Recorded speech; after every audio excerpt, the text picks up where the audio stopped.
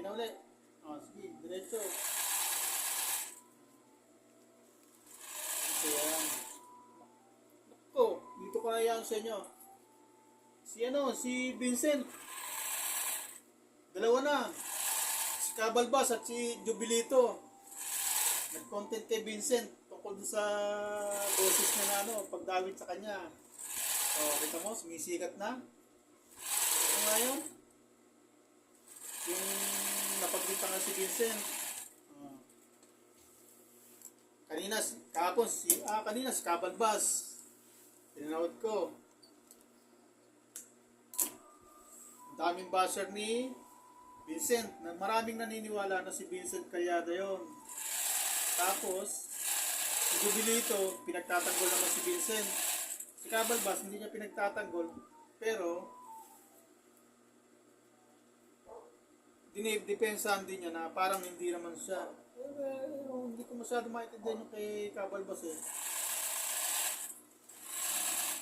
Panoorin niyo na lang kay Jubilito at kay Cabalbas.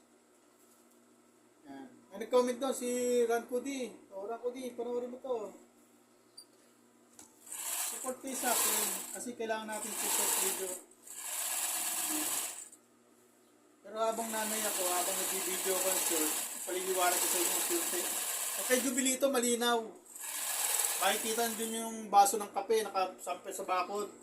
Na malinaw na nung panahon na nagbibideo kami, hindi pa oras ang trabaho noon. Mga 7:45 pa lang yun. Kaya yung trabahador na iba, nagkakape pa lang. Kaya isa pa lang yun siguro, tapos na magkape yung isa, nag-umpisa na. Yun lang ang nakita sa video na nagkatrabaho.